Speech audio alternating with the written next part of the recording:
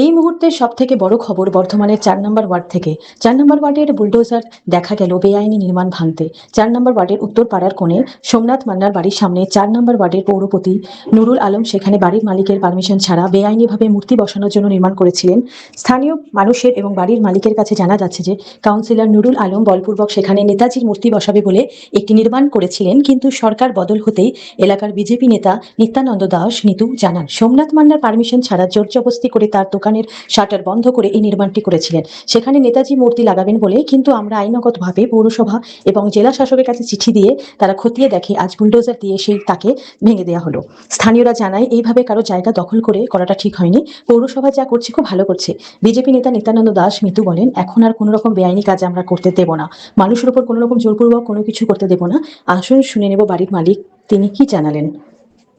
হচ্ছে দেয়াল লাগোয়া হয়েছে, পাড়া প্রতিবেশী সবাই বলছে যে এটা একটা অনিয়মে কাজ হয়েছে। সেই জায়গায় এলাকাভিত্তিক সবাই মিলে আমার সাপোর্টে কাজটা করলো যে আমার দেয়াল লাগোয়া হচ্ছে, শাটার বন্ধ করে কাজটা করা হয়েছে।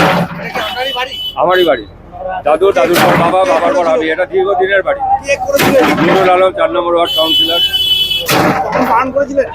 বারণ করার মতো ক্ষমতায় ছিলাম না, সবই তো বুঝতে পারছো জোর জবস্তি যা হয়েছে। হ্যাঁ না না না, আমার কোনো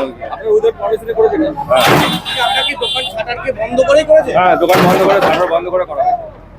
এই তো শাটার খোলা হয়েছে এখন।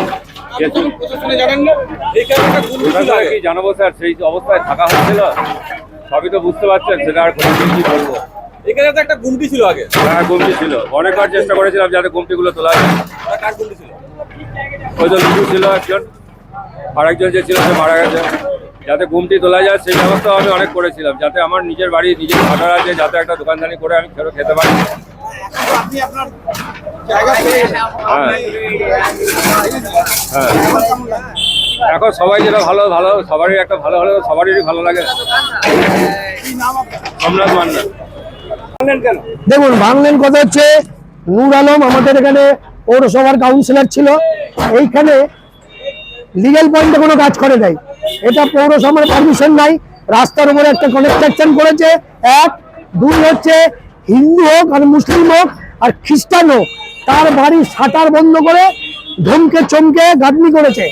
তারপরে দোতলা জানলা সে বলতে যায়, তাকেও ধমকানি চমকানি দিয়ে স্ট্যাচু বসাবে বলে নেতাজির, ওই অব্দি করে স্তম্ভটা। তা আমরা তখন ক্ষমতায় ছিলাম না, আমাদের কিছু বলার সুযোগ দেয়নি। ঈশ্বর ওদেরকে ফ্লপ করেছে, জিততে পারে নাই, বিজেপি ক্ষমতায় এসছে। আমি ১ নম্বর মন্ডলের গ্রুপের সেক্রেটারি। আমি দেখলাম এই অন্যায়কে প্রশ্রয় দেবো না। আমি একা নয়, পাড়ার প্রতিবেশী হিন্দু মুসলিম ১৫০টা সই করে ডিএম অফিস, পৌরসভা, বর্ধমান সদর থানা সব জমা দিয়েছি। জমা দেওয়ার পর লিগ্যাল পয়েন্টে কাজ করেছি। তা আমাদের ভাঙার অর্ডার হয়েছিল, কালকে ছিল, কাল হয়নি, একটা বানাম ভুল হয়েছিল বলে। আবার সেটাকে পৌরসভায় বেলা ১২টায় যে সন্ধ্যে ৫:৩০ বেরিয়েছে, লিগ্যাল পয়েন্টে লেটার করে আজকে তার ভাঙা হচ্ছে।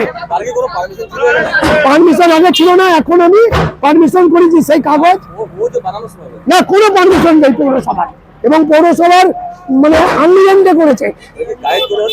এটা ওর ক্ষমতা গায়ের জোরে। আর একটা আপনাকে দেখাচ্ছি, আরেকটা জিনিস একটু ধরুন, ধরো দেখুন, লিগ্যাল পয়েন্টে কাজ করেছি। এই দেখুন আপনাদের সামনে, আমি কোনো আইন মতো আইন নিজের হাতে তুলে নেইনি। পাবলিক বলছিল ভেঙে দেবো, বললাম না, আইন নিজের হাতে নেওয়া যাবে না। পুরো লিগ্যাল পয়েন্টে কাজ হচ্ছে, এবং জনসাধারণ এখানকার সবার অবজেকশন, যেখানে গাড়ি ঘুরতে পারে না। এই ভদ্র মহিলাকে জিজ্ঞেস করুন, একটা কিভাবে এই নিরীহ ছেলেটা, ওর বাবা নেই, ছেলেটার অ্যাক্সিডেন্ট হয়ে মারা গেছে, ওই সোমনাথ আর ওর মেয়ে আর ওর বউ।